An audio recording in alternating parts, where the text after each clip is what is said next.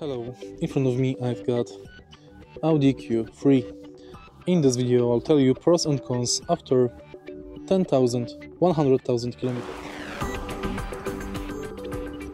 After 50,000 to 100 kilometers, 100,000 kilometers, pros are still comfortable, economy often good, and cons are wear items like brakes, suspension, bushings, possible DPF and EGR maintenance on diesel.